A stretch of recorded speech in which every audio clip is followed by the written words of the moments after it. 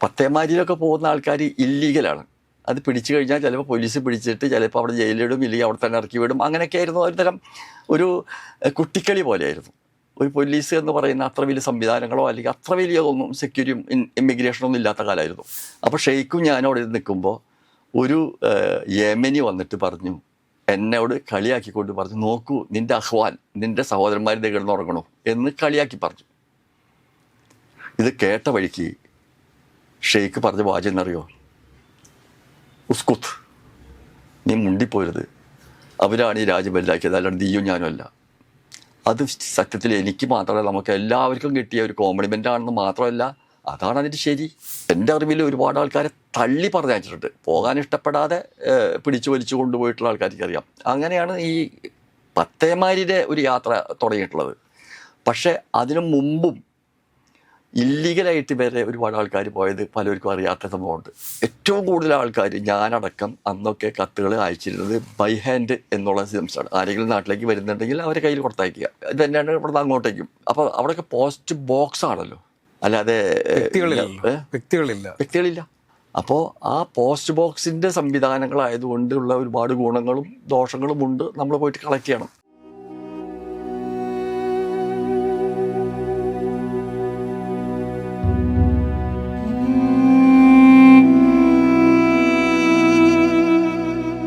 ഈ മലയാളിക്കിൻ്റെ ഒരു പ്രത്യേകത, കേരളത്തുനിന്ന് നേരെ ഫ്ലൈറ്റ് കയറി കഴിഞ്ഞാൽ അവർ ഏത് രാജ്യത്തെത്തിയാലും ആ രാജ്യത്തിൻ്റെ എല്ലാ നിയമങ്ങളും കൃത്യമായി പാലിക്കും. അതുപോലെ തന്നെ കൃത്യത, ഇപ്പോൾ ഇതിൻ്റെ കൂട്ടി വായിക്കുകയാണ്, കൃത്യത പാലിക്കുന്നു. പക്ഷേ മലയാളി തിരിച്ച് 10-40 വർഷക്കാലൊക്കെ വിദേശത്ത് ജീവിച്ച് തിരിച്ച് മലയാളി ഇവിടെ എത്തുമ്പോൾ അതെല്ലാം വീണ്ടും ഇവിടെ എത്തുമ്പോൾ അത് മറന്നും പോകുന്നു. എന്തുകൊണ്ടായിരിക്കും അത്? ഈ ചോദ്യത്തിൻ്റെ ശരിക്കും എൻ്റെ പ്രാക്ടിക്കൽ എക്സ്പീരിയൻസ് ഞാൻ പറയാം. അതായത് അബുദാബിയിൽ ഞാൻ ഷെയ്ഖിൻ്റെ മാനേജറായിട്ട് ജോലി ചെയ്യുന്ന സമയത്ത് പോലും അവിടെ നിന്നും മറ്റൊരു എമിറേറ്റിലേക്ക് ഞാൻ പോകുകയാണെന്നുണ്ടെങ്കിൽ ഡ്രൈവിംഗ് ലൈസൻസ് പോക്കറ്റിലുണ്ടെന്ന് ഉറപ്പിച്ചിട്ട് ഞാൻ വണ്ടിയുടെ ഡ്രൈവിംഗ് സീറ്റിലായിരിക്കുള്ളൂ. അതേപോലെ അതിന് കാരണമുണ്ട്. ഒരു പ്രാവശ്യം എൻ്റെ വണ്ടി ഞാൻ പാർക്ക് ചെയ്യാനായിട്ട് സൗകര്യമില്ലാണ്ട് വന്നു കഴിഞ്ഞപ്പോൾ പെഡസ്ട്രിയൻ ഒരു മുനിസിപ്പാലിറ്റി ഇതിൻ്റെ മുകളിലേക്ക് വണ്ടി കയറ്റിയിട്ട് ഞാൻ അങ്ങ് പോയി. കാരണം ഇത് റൂളറുടെ ഫാമിലി പെട്ട ഒരാളുടെ വണ്ടിയാണല്ലോ എന്നുള്ള നിലയ്ക്ക് അതിന് വലിയ ഫൈനൊന്നും വരില്ല എന്ന് വിചാരിച്ചിട്ടാണ് ഞാൻ പോയത്. അപ്പോൾ മുനിസിപ്പാലിറ്റിക്കാർ വന്നിട്ട് അതിൻ്റെ മുകളിൽ പെറ്റി എഴുതി വെച്ചു. ഞാൻ ചെന്നിട്ട് ബോസിനോട് പറഞ്ഞു. അപ്പോൾ ബോസിനോട് പറഞ്ഞ് ബോസ് പറയാണ് അത് കുഴപ്പമില്ല, അത് വിസിറ്റ് ചെയ്യാൻ വേണ്ടിയിട്ട് എന്നോട് പറയാൻ പറഞ്ഞാൽ ആ പെർമിഷൻ കിട്ടിയാൽ ഞാനത് ചെന്ന് പറഞ്ഞു കഴിഞ്ഞാൽ ഉടനെ അത് ക്യാൻസൽ ചെയ്ത് തരും. ആ ഒരു സന്തോഷത്തിലാണ് ഞാൻ ചെന്ന് പറഞ്ഞത്, ഇങ്ങനെ സംഭവം ഉണ്ട്, പെറ്റി എഴുതിയിട്ടുണ്ടെന്ന് പറഞ്ഞു. എടുത്ത വഴിക്ക് പുള്ളി ചെയ്തിട്ടുണ്ടാകുന്ന വെച്ചാൽ കീശയിൽ നിന്ന് കാശ് കിട്ടാന്ന് പറഞ്ഞു, അത് അടയ്ക്കണം, നിയമമായിട്ട് പോകണം. അപ്പോൾ ആ ഒരു വിഷയം കൊണ്ട് ഞാൻ എവിടെ പോകുമ്പോഴും ആ നിയമം നോക്കിയിട്ടാണ് ഞാൻ പോകുന്നുള്ളൂ. പക്ഷേ ആ ഞാൻ പോലും ഇവിടെ ഞാൻ ചെയ്യുന്നുണ്ടോ ഇല്ല എന്നുള്ളതറിയാം. മിക്കവരും കേരളത്തിലേക്ക് എത്തിക്കഴിഞ്ഞാൽ സാറ് ചോദിച്ച മാതിരി തന്നെ എങ്ങനെയാണ് നിയമത്തെ ഇല്ലാതെ നടക്കുക, അതിനുള്ള ബാക്ക് സപ്പോർട്ട് എവിടെയെങ്കിലും ഉണ്ടായിരിക്കാം എന്നുള്ള ഒരു ടെൻഡൻസി ഇന്ന് പലർക്കുണ്ട്. സത്യത്തിൽ നമ്മൾ ചെയ്യുന്നത് ഏറ്റവും വലിയ തെറ്റാണ്. ആ നിയമം നമ്മൾ കീപ്പ് ചെയ്യാതെ മറ്റുള്ളവർ നോക്കുന്നുണ്ടോ ഇല്ല എന്നുള്ളത് നമ്മൾ നോക്കണ്ട. നമ്മൾ നിയമം കീപ്പ് ചെയ്യുകയാണെന്നുണ്ടെങ്കിൽ ഈ രാജ്യം തന്നെ വളരെ ക്ലിയറാവും. ദുബായിൽ ആദ്യകാലങ്ങളിലൊക്കെ പോയിരുന്ന ആളുകൾ പറയാറുണ്ട്, ദുബായ് എയർപോർട്ട് എന്ന് പറയുന്നത് ഒരു തകര ഷീറ്റ് മാത്രം ഇട്ട് വിമാനം വല്ലപ്പോഴും ഓരോ വിമാനം കറങ്ങുന്നത്. അതായത് ഈ ഇവിടുന്ന് ബോംബെയിൽ നിന്ന് വിമാനം കയറി അത് പാകിസ്ഥാൻ കറാച്ചിയിൽ പോയി, കറാച്ചിയിൽ നിന്നാണ് അത് ദുബായിലേക്ക് നേരത്തെ പോയിക്കൊണ്ട്. അപ്പോൾ ദുബായിൽ എത്തുന്ന സമയത്ത് വളരെ ചെറിയൊരു എയർപോർട്ടും വളരെ ഒരു ചെറിയ സംവിധാനം ഉണ്ടായിരുന്ന ദുബായ് ഇന്ന് ലോകത്തിലെ ഏറ്റവും വലിയ എയർപോർട്ടും വലിയ സംവിധാനങ്ങളും വലിയ കെട്ടിടങ്ങളും അത്ഭുതപരമായ വളർച്ചയൊക്കെ നേടി. ഇതൊക്കെ നമ്മളെ കാഴ്ചയിലാണ്, ഓരോ മലയാളികളുടെയും നോക്കി നിൽക്കെ വളർന്നതാണ്. എന്തുകൊണ്ടാണ് ദുബായ് ഇങ്ങനെ വളർന്നത്? ദുബായ്ക്ക് പ്രത്യേകിച്ച് മറ്റ് അറബ് രാജ്യങ്ങളെ പോലെ എണ്ണയില്ലാതെ പോലും ദുബായ് വലിയ ട്രേഡ് സെൻ്ററായി മാറി. ഇന്ന് ലോകത്തെ തന്നെ ഏറ്റവും വലിയ ട്രേഡ് സെൻ്ററുകളൊന്നും ദുബായാണ്. ഇതെങ്ങനെയാണ് ഇങ്ങനെ വളർന്നത്? ദുബായിൻ്റെ ഒരു വളർച്ച ലോകത്തിൻ്റെ മാതൃകയല്ലേ? അതായത് അതിൽ പ്രധാനപ്പെട്ട ഒരു കാരണം, ഈ ദുബായ് പെട്രോൾ കിട്ടുന്നതിനേക്കാളും മുൻപ് തന്നെ അവിടെ ക്രീക്ക് ഉണ്ട്. ഞാൻ മനസ്സിലാക്കിയോളം ഏത് ലോകത്തും ഒരു ക്രീക്ക്, ഇപ്പോൾ ഈ എറണാകുളം കൊച്ചി തന്നെ ഇത്തരം എന്താ പറയുക മാൻമെയ്ഡ് അല്ലാതെ തന്നെയുള്ളൊരു സംവിധാനം ഉള്ളത് കൊണ്ടാണ് ഈ രാജ്യം ഇത്ര കപ്പൽ വരാനും ഒക്കെ സഹായിക്കുന്നത്. അത്തരത്തിൽ ഈ ക്രീക്ക് അന്നും ഉണ്ടായിരുന്നു. രണ്ടാമത്തെ ഒരു കാര്യം, ഒരു 100-150 കൊല്ലങ്ങൾക്ക് മുൻപ് മുതൽ തന്നെ ദുബായ് ഒരു കമേഴ്സ്യൽ സെൻ്ററാണ്. നമ്മുടെ ഇന്ത്യയിൽ ബോംബെ പോലെ. അബുദാബി ഒരു കമേഴ്ഷ്യൽ സെൻറ്റർ അല്ല. അപ്പോൾ ഈ കമേഴ്ഷ്യൽ സെൻറ്റർ ആയതിപ്പോൾ ഏത് നാട്ടിലെ ആൾക്കാർക്കും വരാനുള്ള ഓപ്പൺ സ്റ്റേജ് അവിടെ കൊടുത്തിട്ടുണ്ട്. ചോദിച്ചതിനിടയിൽ ഒരു കാര്യം പറയാം. 1973 ദുബായ് പോർട്ട് സ്ഥാപിച്ചത്.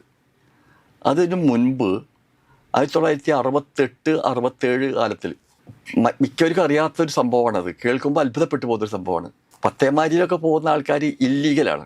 അത് പിടിച്ചു കഴിഞ്ഞാൽ ചിലപ്പോൾ പോലീസ് പിടിച്ചിട്ട് ചിലപ്പോൾ അവിടെ ജയിലിടും, ഇല്ലെങ്കിൽ അവിടെ തന്നെ ഇറക്കി വിടും. അങ്ങനെയൊക്കെ ആയിരുന്നു. ഒരു തരം ഒരു കുട്ടിക്കളി പോലെയായിരുന്നു. ഒരു പോലീസ് എന്ന് പറയുന്ന അത്ര വലിയ സംവിധാനങ്ങളോ അല്ലെങ്കിൽ അത്ര വലിയതൊന്നും സെക്യൂരിറ്റിയും ഇമിഗ്രേഷനൊന്നും ഇല്ലാത്ത കാലമായിരുന്നു. അതേ സമയത്ത് തന്നെ ആ കാലയളവിൽ തന്നെ ഫിഷിംഗ് ബോട്ടുകൾ ക്രീക്കിൽ വരുമായിരുന്നു. അത് അധികം വന്നിരുന്നത് ഇറാനിൽ നിന്നായിരുന്നു. അപ്പോൾ ഈ ഇറാനിൽ നിന്ന് പേർഷ്യൻ ഉൾക്കടൽ കടന്നിട്ട് നേരിട്ട് ഇവർ വരും. ഇവർ കൊണ്ടുവരുന്ന സാധനം എന്താണെന്ന് കേട്ടാൽ അത്ഭുതപ്പെട്ടു പോകും. കുടിക്കുന്ന വെള്ളം വിൽക്കാനാണ് കൊണ്ടുവരുന്നത്. ഇവിടെ നിന്നിട്ട് തിരിച്ചു പോകും. ഈ പോകുന്ന പോക്കിലും വരുന്ന വരയിലും ഒരു മീൻ പിടിക്കും. ഇതാണ് അന്നുണ്ടായിരുന്ന സംവിധാനം. അതിൽ ഏറ്റവും രസകരമായിട്ടുള്ള കാര്യം, ഈ വരുന്ന ആൾക്കാർ ഇവിടെ ഈ ഓരോ ഇതിനും ഒരു നമ്പർ ഉണ്ടാവും, MV എന്ന്. അപ്പോൾ മറൈൻ വെഹിക്കിൾ എന്നുള്ളതായിരിക്കണം MV എന്ന് ഞാൻ ഉദ്ദേശിക്കുന്നു. ആ നമ്പറിൽ രജിസ്റ്റർ എവിടെയാണെന്നുള്ളത് അതിലുണ്ടാവും. ആ നാടിൻ്റെ ഫ്ലാഗും അതുവരെ ഉണ്ടായിരിക്കും. ആ വരുന്നവരിൽ ഇത് ഓടിക്കുന്ന ആളൊഴിച്ച് ബാക്കി എത്ര ആൾ വന്നോ അത്ര ആൾ തിരിച്ചു പോകണമെന്ന് മാത്രമേ അവിടെ നിയമമുള്ളൂ. അപ്പോൾ വന്ന ആൾ തന്നെ തിരിച്ചു പോകണമെന്നില്ല. അങ്ങനെ വന്ന ആളും പോകുന്ന ആളെയും എത്രയെന്ന് കണക്കെഴുതാനായിട്ട് ഒരാളെ വേണമെന്ന് ദുബായ് ഭരണാധികാരി ബഹ്റൈൻ്റെ ഭരണാധികാരിക്ക് കത്തയച്ചു. അതിന് അദ്ദേഹം അവിടെ നിന്ന് ഒരു പയ്യനെ പറഞ്ഞയച്ചു. കാരണം അന്നൊക്കെ ദുബായ് രാജ്യത്ത് വിദ്യാഭ്യാസമുള്ള അറബികൾ കുറവായിരുന്നു. ഈ വരുന്ന പയ്യന് ആണെങ്കിൽ ഒരു 20 വയസ്സോ 21 വയസ്സൊക്കെ പ്രായമുള്ളൂ. അവൻ ലണ്ടനിൽ നിന്ന് വിദ്യാഭ്യാസം ചെയ്തിട്ടുണ്ട്. കാരണം അന്നും ബഹ്റൈൻ കുറച്ച് വെൽ എഡ്യൂക്കേറ്റഡാണ്. അദ്ദേഹത്തിൻ്റെ പേരാണ് മെഹദി താജർ. അദ്ദേഹം ഇവിടെ വന്നിട്ട് കണക്കെപ്പിള്ളയായിട്ട് 1000 ഇന്ത്യൻ രൂപയാണ് ഒരു മാസ ശമ്പളം. അങ്ങനെ അദ്ദേഹം ഇത്ര ആൾ വന്നു, ഇത്ര ആൾ പോയി, പ്ലസ് മൈനസ് ആയിട്ട് സ്റ്റോക്ക് രജിസ്റ്റർ ചെയ്യുന്ന പോലെ. അത് കഴിഞ്ഞിട്ട് ഇവനെ ആ ഭരണാധികാരി നല്ല നല്ല പൊസിഷനിലേക്ക് കൊണ്ടുവന്നു. നേരത്തെ പറഞ്ഞ 1971 ഡിസംബർ 2 UAE ഡിക്ലറേഷൻ ചെയ്യുന്ന സമയത്ത് ഈ അബുദാബി ഭരണാധികാരിയായ പിന്നീട് UAE പ്രസിഡൻ്റായ His Highness Sheikh Zayed bin Sultan Al നഹിയാന് ഫ്ലാഗ് കൊടുത്തത് ഈ പറഞ്ഞ മെഹദി താജറാണ്. ആ മെഹദി താജർ അതിനുശേഷം UK അംബാസഡറായി. ഇപ്പം അദ്ദേഹം UK സെറ്റിൽഡാണ്. ഞാനായിട്ട് വളരെ പരിചയമുണ്ട്. ഞാൻ പറഞ്ഞു വന്നത്, അങ്ങനെ മലയാളി നിൽക്കുന്ന സമയത്ത് ഇത് നേരാണോ നുണയാണോ എന്നെനിക്കറിയില്ല, പലവരും പറഞ്ഞു മലയാളികൾ വേണ്ട, പ്രത്യേകിച്ച് ഇന്ത്യക്കാർ വേണ്ട, അത് കാരണം അത് അവരങ്ങനെ. അപ്പോൾ ഒരു ഭരണാധികാരി പറഞ്ഞു, ഇല്ല, ഈ രാജ്യം വലുതാക്കി കൊണ്ടുവന്നത് അവരാണ്. ഇത് കേട്ടറിവ് മാത്രമേ എനിക്കുള്ളൂ.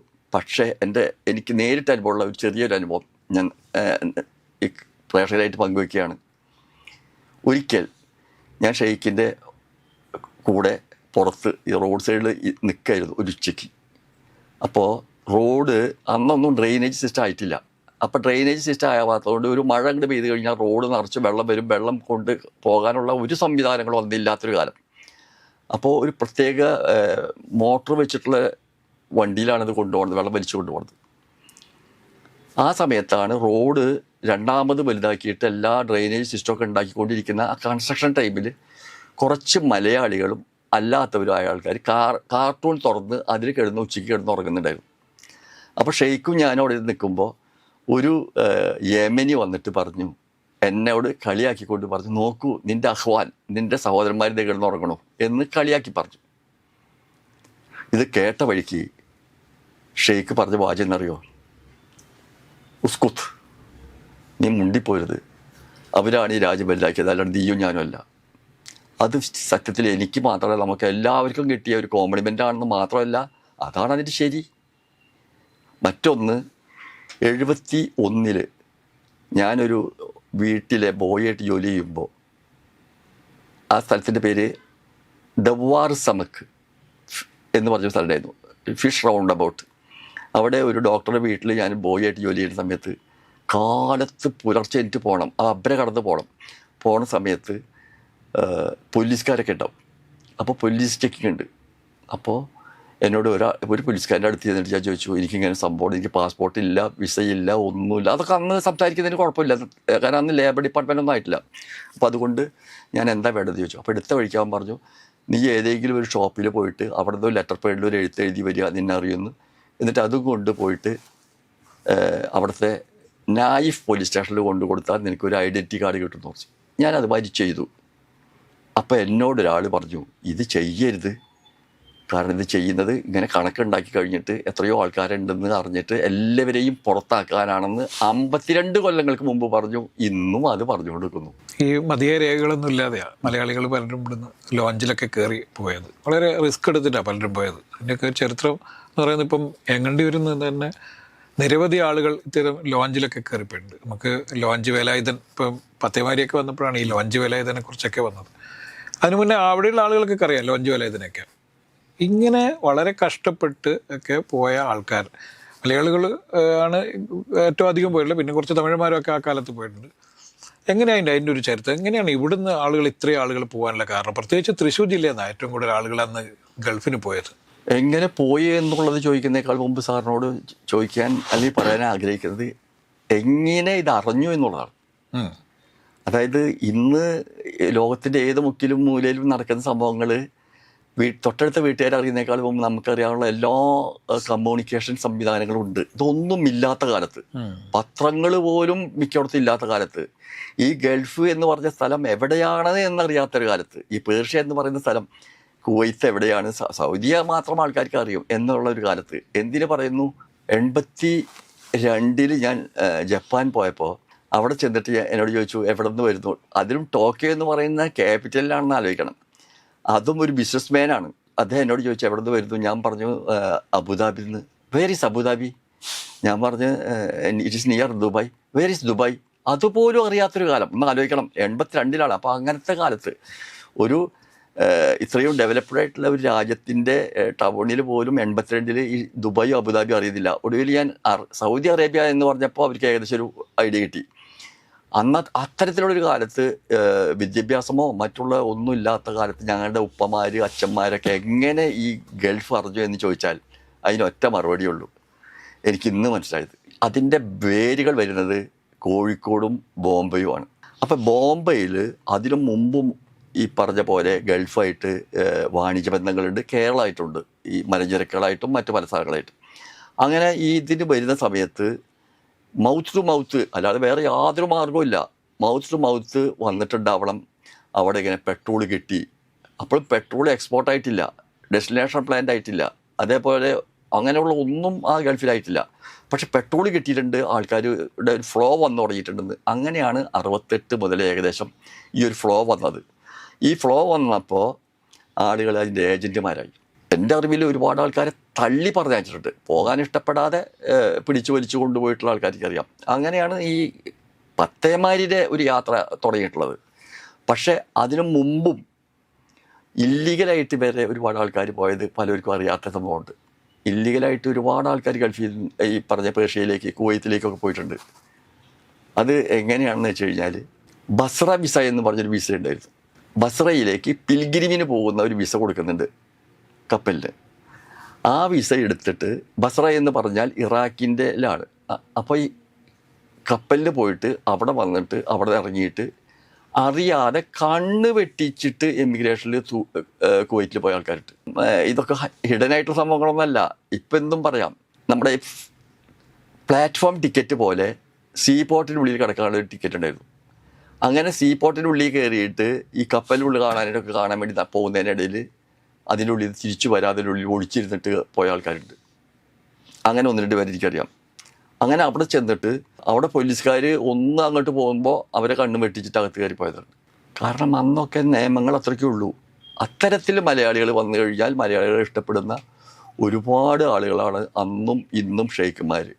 പക്ഷേ നമ്മളെ തന്നെ മോശമാക്കുന്ന 1-2 പറയാറുണ്ടല്ലോ, എന്താണ്, എത്ര വലിയ ടാങ്കിലൊരു പാലുണ്ടെങ്കിലും അതിൽ എന്തെങ്കിലും ഒരു കീടം മതി എന്ന് പറയുന്ന അതും ഇപ്പം നമ്മൾ ഈ ഗൾഫിനെ കുറിച്ച് പറയുമ്പോൾ തന്നെ ഈ ദീർഘകാലം ഇന്ത്യൻസ് ആയിരുന്നല്ലോ അവിടെ കുറേ കച്ചവടക്കാരൊക്കെ, പ്രത്യേകിച്ച് സിന്ധികളുടെ കച്ചവടമായിരുന്നു. അതുപോലെ തന്നെ ഇന്ത്യൻ കറൻസി ആയിരുന്നു അവിടെ വിനിമയത്തിന് വേണ്ടി ഉപയോഗിച്ചിരുന്നതെന്ന് കേട്ടിട്ടുണ്ട്. 66 വരെയൊക്കെ ഇന്ത്യൻ കറൻസിയാണ് ഗൾഫ് രാജ്യങ്ങളിൽ ഉപയോഗിച്ചതെന്ന് കേട്ടിട്ടുണ്ട്. അതെ. എങ്ങനെയാണ് അത് ഇന്ത്യൻ കറൻസി ഉപയോഗിച്ചു തുടങ്ങിയത്? എന്താണ് അതിൻ്റെ ഒരു ചരിത്രം? എന്താണ് ആദ്യം ഉണ്ടായിരുന്നത്? ബ്രിട്ടീഷുകാർ ഇന്ത്യ ഭരിക്കുന്ന കാലത്തൊക്കെ ഉണ്ടായിരുന്നത് അവിടെ ബ്രിട്ടീഷ് ഇന്ത്യൻ കറൻസി ആയിരുന്നു അവിടെ. പക്ഷെ അത് ഇവിടുത്തെയും അവിടുത്തെയും നോട്ടുകൾ ഒരേ സെയിം തന്നെയായിരുന്നു. അതിനുശേഷം ഇന്ത്യക്ക് സ്വാതന്ത്ര്യം വന്നതിന് ശേഷം അപ്പോഴും ഇന്ത്യൻ കറൻസി ആയിരുന്നു അവിടെ. അത് എല്ലായിടത്തും സർക്കുലേഷനും ഗവൺമെൻറ് സ്വീകരിക്കുന്നതും എല്ലാം അല്ലാതെ മണി എക്സ്ചേഞ്ചിൽ കൊണ്ടുപോയിട്ട് മാറ്റമൊന്നും വേണ്ട.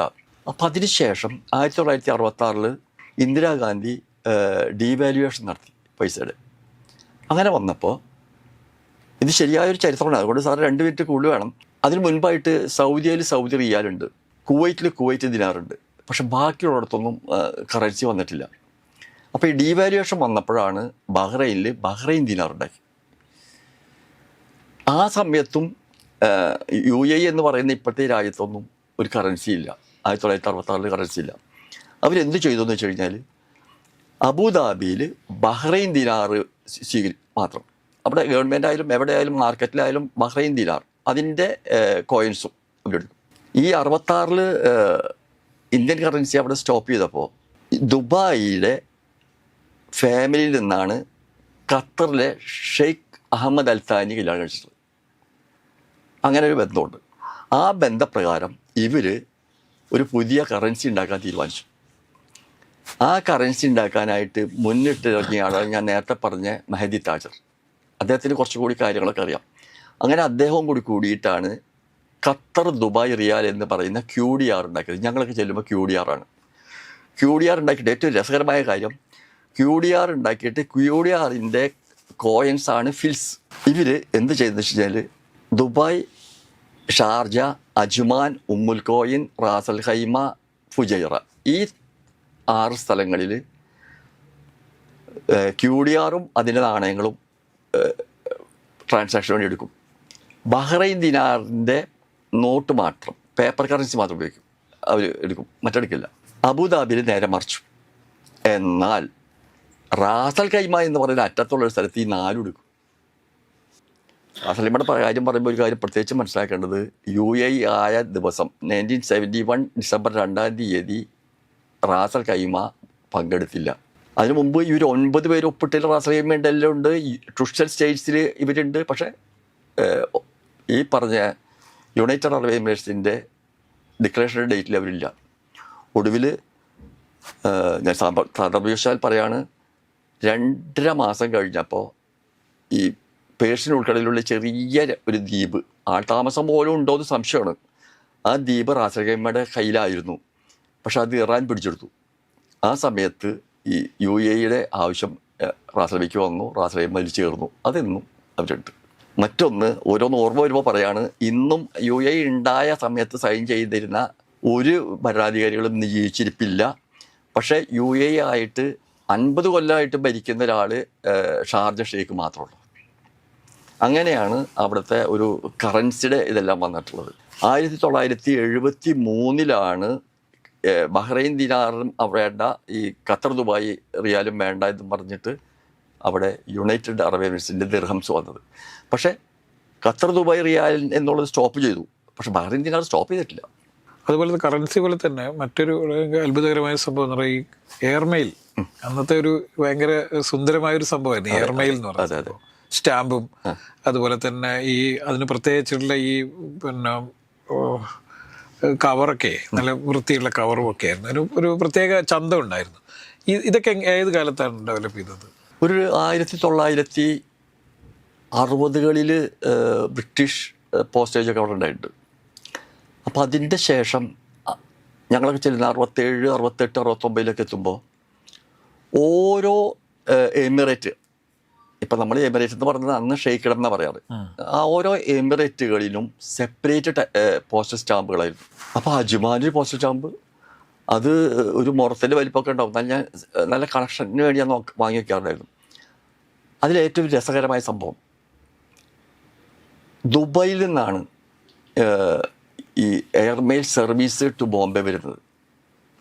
അപ്പോൾ ഇങ്ങനെ ബോംബെയിലേക്ക് വരുമ്പോൾ സാധാരണയായിട്ട് ഒരാഴ്ചയോളം പിടിക്കുന്നുണ്ട് നമ്മുടെ വീട്ടിലേക്ക് ലെറ്റർ എത്താനായിട്ട്. കാരണം ഞാൻ അറിഞ്ഞിരിക്കുന്നത് ബോംബെയിൽ വന്നിട്ട് ബോംബെയിൽ നിന്നും കേരളത്തിലേക്കുള്ളതാണെങ്കിൽ ടോട്ടൽ വരുന്നത് ഇവിടെ ഒരു മെയിൽ സർവീസ് ഉണ്ടായിരുന്നു, ഫോറിൻ മെയിൽ സർവീസ് എന്ന് പറഞ്ഞിട്ട് എറണാകുളത്തുണ്ടായിരുന്നു. അവിടെ വന്നിട്ട് അവിടെ നിന്നാണ് ഓരോ ഭാഗത്തേക്കും സോർട്ട് ചെയ്തത്. ആ സോർട്ട് ചെയ്ത് ട്രെയിനിൽ പോയിട്ട് പിന്നെ ബസ്സിൽ പോയിട്ട് അങ്ങനെയൊക്കെയാണ് ഉള്ളത്. അപ്പോൾ ആ സമയത്ത് പ്രേക്ഷകർ മനസ്സിലാക്കേണ്ട ഒരു കാര്യം, എന്താ പറയുക, ഞാനൊരു ഉദാഹരണമായിട്ട് പറയുന്നത്, ഒരു തൃശ്ശൂർ ഡിസ്ട്രിക്റ്റിൻ്റെ അത്ര പോകുന്ന ഒരു സ്ഥലം പോലുമല്ല ഈ അജ്മാൻ. അവിടേക്ക് വേറൊരു സ്റ്റാമ്പ്, അതിന് തൊട്ടപ്പുറത്തേക്ക് പോയ വേറൊരു സ്റ്റാമ്പ്. അതിലേറ്റവും വലിയ രസം, ഒരു എമിറേറ്റിലെ സ്റ്റാമ്പ് ഉണ്ടെങ്കിൽ അവിടെ പോസ്റ്റ് ചെയ്യാൻ ആ സ്ഥലത്തെ പോസ്റ്റ് ചെയ്യാൻ പാടുള്ളൂ, അല്ലാതെ വേറെ സ്ഥലത്ത് പോസ്റ്റ് ചെയ്യാൻ പാടില്ല. ഈ ദുബൈയിലോട്ട് എത്താൻ തന്നെ 3 ദിവസം 4 ദിവസമൊക്കെ പിടിക്കുന്നുണ്ട് ലെറ്റർ. അത് ലാഭിക്കാനായിട്ട് ആരെങ്കിലും അവിടെ നിന്ന് വരുന്നുണ്ടെങ്കിൽ ദുബായിൽ കൊണ്ടുവന്നിട്ട് കത്ത് പോസ്റ്റ് ചെയ്യും. അപ്പോൾ അങ്ങനെ പോസ്റ്റ് ചെയ്യണമെങ്കിൽ അവിടുത്തെ സ്റ്റാമ്പ് വേണം. അതേപോലെ ഏറ്റവും കൂടുതൽ ആൾക്കാർ, ഞാനടക്കം അന്നൊക്കെ കത്തുകൾ അയച്ചിരുന്നത് ബൈ ഹാൻഡ് എന്നുള്ള സിസ്റ്റംസാണ്. ആരെങ്കിലും നാട്ടിലേക്ക് വരുന്നുണ്ടെങ്കിൽ അവരെ കയ്യിൽ കൊടുത്തയക്കുക. ഇത് തന്നെയാണ് ഇവിടുന്ന് അങ്ങോട്ടേക്കും. അപ്പോൾ അവിടെയൊക്കെ പോസ്റ്റ് ബോക്സ് ആണല്ലോ, അല്ലാതെ വ്യക്തികളില്ല. അപ്പോൾ ആ പോസ്റ്റ് ബോക്സിൻ്റെ സംവിധാനങ്ങളായതുകൊണ്ടുള്ള ഒരുപാട് ഗുണങ്ങളും ദോഷങ്ങളും ഉണ്ട്. നമ്മൾ പോയിട്ട് കളക്ട് ചെയ്യണം. ഇത്തരത്തിലായിരുന്നു അവിടുത്തെ കമ്മ്യൂണിക്കേഷൻ്റെ ഈ പോസ്റ്റൽ കമ്മ്യൂണിക്കേഷൻ. ഇതിൽ ഒരു രസാവഹമായ ഒരു സംഭവം എൻ്റെ അനുഭവത്തിൽ എനിക്ക് ഉണ്ടായത്, ഞാൻ ജോലി ചെയ്തിരുന്ന അലി ബിൻ ഫർദാൻ എന്ന് പറയുന്ന പുള്ളി ആക്ച്വലി ബഹ്റൈനി ആയിരുന്നു. പിന്നീട് ദുബൈയിൽ വന്ന് പൗരത്വം കിട്ടിയ ഒരു ആളാണ്. അദ്ദേഹത്തിൻ്റെ മെയിൻ ബിസിനസ് മുത്തുകൾ ആൾക്കാരിൽ നിന്ന് വാങ്ങുക, അത് എന്നിട്ട് ബോംബെയിലേക്കും മറ്റൊക്കെ അയച്ചിട്ട് ആ ഒരു ബിസിനസ്സുകാരനായിരുന്നു അദ്ദേഹം. അദ്ദേഹത്തിൻ്റെ അടുത്ത് ഫുജൈറയിൽ നിന്ന് ഒരു നല്ല പ്രായമുള്ള ഒരു വ്യക്തി ഈ മുത്തും കൊണ്ടുവന്നു. ഞാൻ നിങ്ങൾ കുറച്ച് കഴിഞ്ഞാൽ മുത്ത് എങ്ങനെ എടുക്കുന്നതിനെയും കൂടി ചെറുതായിട്ടൊന്ന് പറഞ്ഞുതരാം, വിശദീകരിച്ച് പറയുന്നില്ല. ആ മുത്തും കൊണ്ടുവന്നപ്പോൾ ഞാൻ ഇദ്ദേഹത്തോട് എനിക്കറിയാവുന്ന ഹിന്ദിയും അറബിയും കൂടി കൂട്ടി ചോദിച്ചു, എന്താണ് ജോലി? അപ്പോൾ അദ്ദേഹം എന്നോട് അറബിയിൽ പറഞ്ഞു, മുദീർ ബരീദ് ആമുൽ അജ്മാൻ എന്ന് പറഞ്ഞാൽ അജ്മാൻ പോസ്റ്റൽ ഡിപ്പാർട്ട്മെൻറ്റിൻ്റെ ഹെഡ് എന്നാണ് ഇദ്ദേഹം പറഞ്ഞത്. അപ്പോൾ എനിക്ക് സ്വാഭാവികമായിട്ടും അന്ന് ഇങ്ങനെ സ്റ്റാമ്പ് കളക്ഷനോട് ഭയങ്കര ഇൻട്രസ്റ്റ് ഉള്ള സമയമാണല്ലോ. അപ്പോൾ ഞാൻ പറഞ്ഞു, എനിക്ക് 2 സ്റ്റാമ്പ് വേണം എന്ന് അറബിയിൽ പറഞ്ഞു, ത്വാബ. അദ്ദേഹം എന്നോട് ചോദിച്ച ചോദ്യം ഇതായിരുന്നു, എന്തിനാണ് ഈ സ്റ്റാമ്പ് ഉപയോഗിക്കുന്നത്? ഇവിടെ നമ്മൾ മനസ്സിലാക്കേണ്ടത്, അദ്ദേഹം പോസ്റ്റൽ ഡിപ്പാർട്ട്മെൻറ്റിൻ്റെ ഒരു എമിറേറ്റിൻ്റെ ഹെഡാണ്, നല്ല ശമ്പളമുണ്ട്. പക്ഷേ അദ്ദേഹം അതിൽ നിന്ന് എന്ത് വെച്ചാൽ അദ്ദേഹത്തിന് ജോലിക്ക് പോകുന്നില്ല, ഗവൺമെൻറ് ആ പേരും സ്ഥാനം കൊടുത്തുകൊണ്ട് ശമ്പളം കൊടുക്കുന്നു. അതാണ് ഒരു സംഭവം. പിന്നെ കമ്മ്യൂണിക്കേഷനെ പറ്റി ചോദിച്ചത് കൊണ്ട് ഒരു കാര്യം കൂടി പറയാം. 1974 എൻ്റെ വിവാഹം കഴിഞ്ഞത്. 75 ഞാൻ നാട്ടിലേക്ക് ഫോൺ ചെയ്യാനായിട്ട് ട്രങ്ക് ബുക്ക് ചെയ്തിട്ട് 3-ൻ്റെ അന്നാണ് എനിക്ക് ട്രങ്ക് കിട്ടിയത്. അതിൻ്റെ ഒരു രൂപത്തിൻ്റെ ചെറിയൊരു ബ്രീഫായിട്ട് ഞാൻ പറയാം. 180 നമ്മൾ ആദ്യം, അന്നൊക്കെ റോട്ടറി ടൈപ്പാണ് കേട്ടോ. അത് എല്ലായിടത്തും ലാൻഡ് ഫോൺ ഇല്ല, വല്ല ഷോപ്പുകൾ ഉണ്ടാവുള്ളൂ, അതല്ലെങ്കിൽ വല്ല വളരെ ഹൈ ഇതിലായിട്ടുള്ള ആൾക്കാരുടെ വീടുകളിൽ മാത്രമേ ലാൻഡ് ഫോൺ പോലും ഉള്ളൂ. ടെലിവിഷൻ പോലും കളർ ടെലിവിഷൻ വന്നിട്ടില്ല. ബ്ലാക്ക് ആൻഡ് വൈറ്റ് ടെലിവിഷൻ കാണുമ്പോൾ ഞാൻ അത്ഭുതപ്പെട്ടിട്ടുണ്ട്. ഇറാനികളുടെ ഷോപ്പിന് മുമ്പിൽ നിന്നിട്ടാണ് ഈ ടെലിവിഷൻ കണ്ടുകൊണ്ട് നിൽക്കുന്നത്. ഓക്കെ, അങ്ങനെ 180 നമ്മൾ ഡയൽ ചെയ്ത് കഴിഞ്ഞാൽ അവിടെ നിന്നൊരു ചോദ്യം വരും, എവിടേക്കാണ് ബുക്ക് ചെയ്യേണ്ടത്? അപ്പോൾ നമ്മൾ പറയാണ്, അപ്പോൾ അത് മിക്കതും മലയാളികളാണ് അവിടെ ഓപ്പറേറ്റർ എന്നുണ്ടെങ്കിൽ ചോദിക്കും എവിടെയാണ് വേണ്ടതെന്ന് പറഞ്ഞാൽ നമ്മൾ പറയാണ്. അപ്പോൾ അതിൻ്റെ റൂട്ട് ഇങ്ങനെയാണ് കേട്ടോ. നമ്മൾ പറയാണ് ബോംബെയിലേക്ക് വഴിയാണ് വേണ്ടത്. അപ്പോൾ നമുക്കൊരു നമ്പർ തരും. ആ നമ്പർ ഇങ്ങനെയാണ്, BOM. അത് കഴിഞ്ഞിട്ട് പറയും, ഫോർ എക്സാമ്പിൾ ഇപ്പോൾ ഇന്നാണെന്ന് വെച്ചോളൂ, 03 എന്ന് പറഞ്ഞാൽ 3-ാം തീയതി 18. അപ്പോൾ നമ്മുടെ സീരീസ് നമ്പർ 18. അത് കഴിഞ്ഞിട്ട് പറയും ബോംബെയിൽ എവിടെയാണ്? അപ്പോൾ നമ്മൾ പറയും മദ്രാസിൽ എവിടെയാണ്? എറണാകുളത്ത് എവിടെയാണ്? ഇരിഞ്ഞാലക്കുട, കാട്ടൂർ. ആ റൂട്ട് നമ്മൾ പറഞ്ഞു കൊടുക്കണം. എന്നിട്ട് 36 എന്നുള്ള ലാൻഡ് ഫോൺ നമ്പർ പറഞ്ഞു കൊടുക്കും. ഇതാണ് ഫസ്റ്റ് സ്റ്റെപ്പ്. അത് കഴിഞ്ഞാൽ അവർ പറയും ടെലിഫോൺ വെക്കാൻ പറയും. അപ്പോൾ നമ്മൾ ഡിസ്കണക്ട് ചെയ്യും, പോകരുതെന്ന് പറയും. എന്തിനാണെന്ന് വെച്ചാൽ അവരുടെ അനുഭവത്തോട് കൂടിയാണോ അല്ലെങ്കിൽ ആ നമ്പർ തന്നെയാണോ എന്നറിയാൻ. ഇന്നത്തെ കോൾ ഐഡി ഒന്നും വന്നില്ലല്ലോ. അങ്ങനെ തിരിച്ചു വിളിച്ചു കഴിഞ്ഞാൽ ഓക്കെ, അവർ കൺഫേംഡായി. അത് കഴിഞ്ഞ് ഇതിൻ്റെ സ്റ്റാറ്റസ് നമ്പർ അറിയണമെങ്കിൽ 181 വിളിച്ചു ചോദിക്കണം. ഈ സീരിയൽ നമ്പർ പറഞ്ഞ് അന്വേഷിക്കണം എന്തായെന്നുള്ളത്. ഇങ്ങോട്ട് വിളിക്കുമ്പോൾ നമ്മളവിടെ ഇല്ലയെന്നുണ്ടെങ്കിൽ അത് പിന്നെ വീണ്ടും വിളിച്ച് അന്വേഷിക്കലൊക്കെ ചെയ്തുകൊണ്ടിരിക്കണം. രാത്രി 12 മണിയാകുമ്പോൾ ഓട്ടോമാറ്റിക് ഈ നമ്പർ ക്യാൻസൽ പോയി. പിറ്റേന്ന് വീണ്ടും ബുക്ക് ചെയ്യണം. അങ്ങനെ 3-ാമത്തെ ദിവസം നമ്മൾ ബുക്ക് ചെയ്യണം. മൂന്നാമത്തെ ദിവസം ബുക്ക് ചെയ്യുമ്പോൾ നമ്മൾ ചെവിട്ടിൽ വെക്കണം, അല്ലാണ്ട് ഈ മറ്റേ ഹാൻഡ്സ് ഫ്രീ ഒന്നും അന്നില്ലല്ലോ. വെച്ചുകൊണ്ട് ഇങ്ങനെ ഇരിക്കുമ്പോൾ അവർ അവിടെ നിന്ന് അങ്ങോട്ട് സംസാരിക്കുന്നതൊക്കെ നമുക്ക് കേൾക്കാം. ബോംബെ ഓപ്പറേറ്റർ അങ്ങനെ സംസാരിച്ച് ഇരിഞ്ഞാലക്കുട കഴിയുമ്പോൾ ഒരു വാക്ക് പറയാണ്, ഒരു മരം വീണിട്ട് ലൈൻ പൊട്ടിയിരിക്കുന്നു, 2 ദിവസം കഴിഞ്ഞ് വിളിക്കൂ. അങ്ങനെ 3 ദിവസം കഴിഞ്ഞിട്ടാണ് എനിക്ക് ഇത് കിട്ടിയത്. അതായിരുന്നു അന്നത്തെ ഒരു കമ്മ്യൂണിക്കേഷൻ. ഇന്ന് അത്ഭുതമായിട്ട് ഓരോന്നും തോന്നുകയാണ്. ഇതൊക്കെ അനുഭവിച്ച ആളായതുകൊണ്ട് ഞാൻ പറഞ്ഞെന്ന് മാത്രം.